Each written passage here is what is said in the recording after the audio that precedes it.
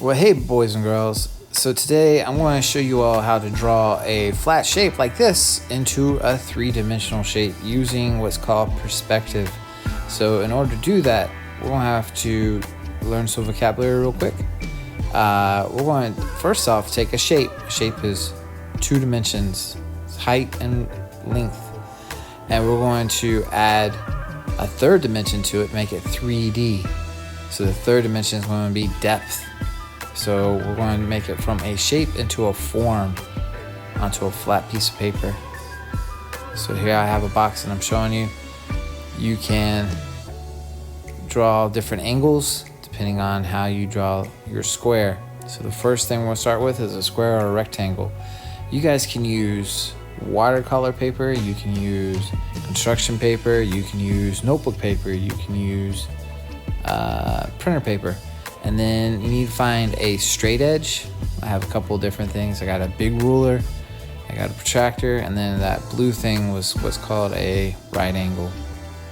So another thing you could do is fold a piece of paper into a ruler. So to do that, we're trying to make it thick. Trying to fold it. So here I fold it one time, two times, and then squeeze in a third time.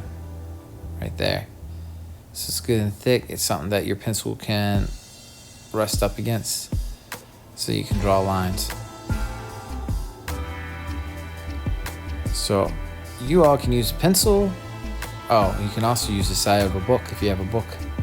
I wouldn't do that with one of your parents' nice books though.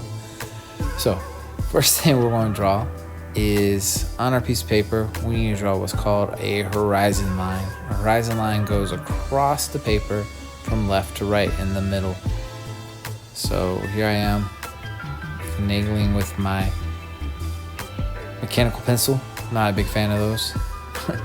But try to draw a line going straight across from left to right in the middle of your paper. Now let's do a test to see how close to the middle I was.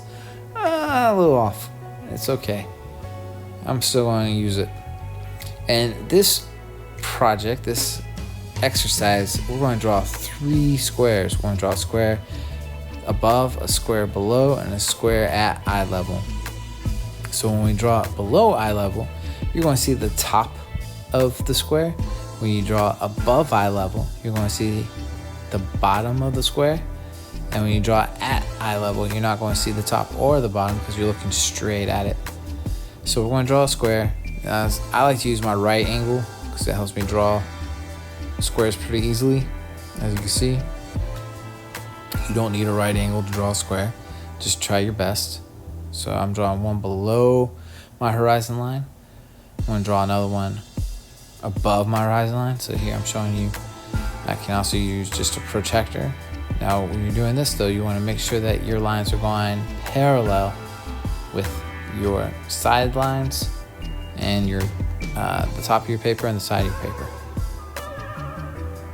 And you always want to make sure all your lines are parallel to one another. The last square I want to draw is on the horizon line. So here I'm drawing kind of a big rectangle. I made it a little too big. But draw a rectangle, maybe a tall rectangle, just like that. So now I have my three squares. You want to erase that inside of your horizon line, just like so. Next, you want to put what's called a vanishing point. So the vanishing point is, think about it like when you are driving down a straight road and it looks like the lines are getting closer together, kind of making a triangle up in the distance. It's because the lines go back into space and they go to your vanishing point. So I'll show you what I mean in just a minute. But the vanishing point, all of our lines are going to go back to.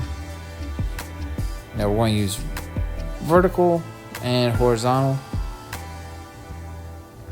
So horizontal again means left to right. Vertical means up and down. So I'm going to use these vocabulary words horizontal and vertical interchangeably. All right, so the first step is I want to attach that top square. I want to attach the points, and again, you're going to see the bottom of the top square. So the top square, we're going to see the bottom of it. The bottom square, we're going to see the top of the square. I say squares, but they're going to be cubes. All right, so I'm going to attach those 3 points to my vanishing point. So to do that, I line it up, put my ruler to my vanishing point, and then put it on that point. And then I put my ruler on my vanishing point, and then go to that second point, and then do it again to that third point. So now it should look something like this. I'm going to do the same thing down here at the bottom. I want to connect these 3 points, always going back to my vanishing point. And then the last one I'm going to do is the 2 points right there on the sides. Because again, you're looking straight at it, so you're not going to see the top or the bottom. You're just going to see the sides of this cube.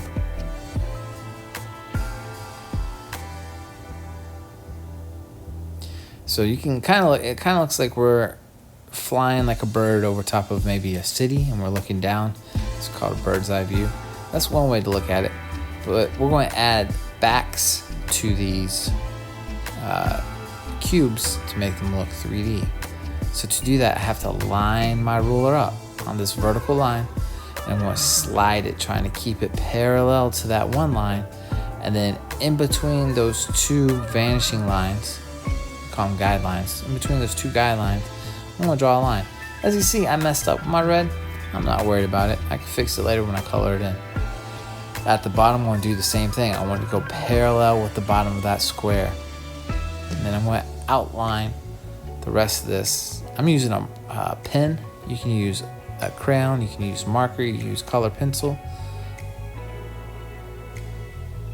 But try to use different colors, not all the same color. So here I am outlining it. And there's a reason why I'm outlining it. We'll see that in a little bit. And I'm going to use markers. I like these. These are kind of like Copic markers, but they're a lot cheaper. They're by Montana. You get them online. I might put a link in the description to that. But they're good graphic markers. They're good for blending. Really nice color. They will bleed through your paper though, so that's why I have a couple pieces of paper underneath this one. So I'm coloring each side in a different color so that you can kind of see how it's become a 3D cube. It kind of looks like it's floating in space.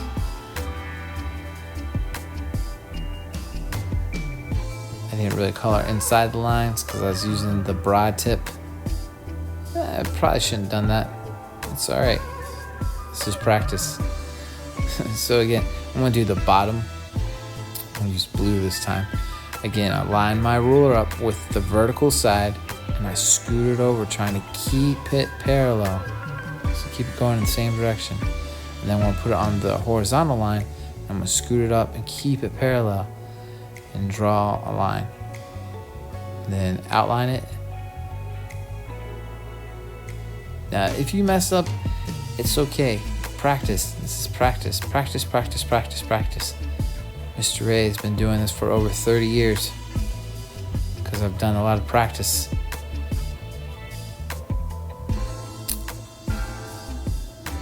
So I'll use some different colors to color this one in. Some different blues. Yeah, I'm using the broad side, which probably isn't the best idea. It's not really very clean. You should only use the broad side to clean color in like big areas. I was taking a bravery test and I failed. So I'll show you close up. Best way to do this, honestly, is take the fine tip, outline it, color it in with the fine tip, and then you can use the broad tip to kind of color in those bigger areas. You use the fine tip when you need to get into those small details. How I should have done the top one and the other side. So I'll do it again. Fine tip. rod tip.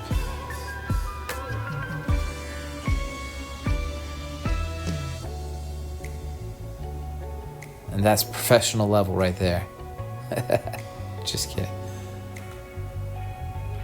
Alright, we're going to do this last one. This is the easiest one.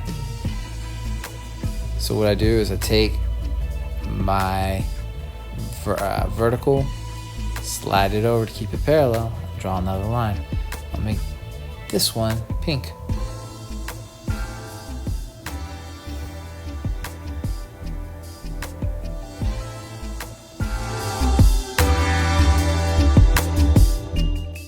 After this, you can erase all your pencil lines.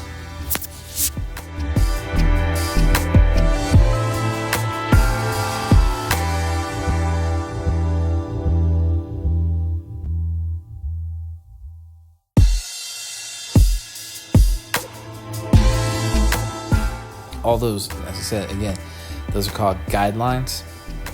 So erase all those guidelines. And then it leaves you with these squares. Kind of a cleaner look. But now it looks like the squares, one's floating, one's on the ground, and the other one's at eye level. You can keep the horizon line if you wanted to. I erased it, but that's up to you. And then this last one, color it in. Whatever colors you want. And again, I'm using these markers just because they're real bright and I don't really ever get to use them a whole lot, so I was using them today. Use what you got at your house. If you have watercolors, you could try watercoloring them. If you have like paints, try painting them. Oil pastels, any of that. See what you can do. This is, again, just practice. You're learning perspective. You're learning how to turn something flat and make it 3D.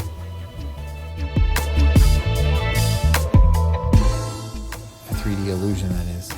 Because if you were to like rub your hand against paper, it's still smooth.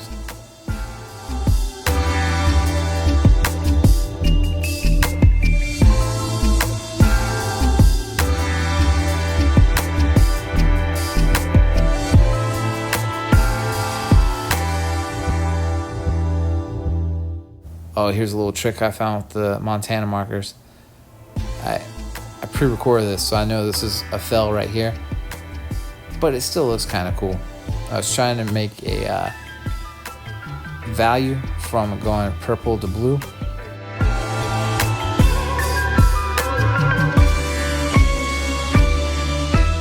But it didn't fade the way I wanted it to. Again, practicing. It's just practice, guys. Practice is fun. Did I not enjoy doing this project? No, I had a good time doing it. I hope you guys enjoy it too.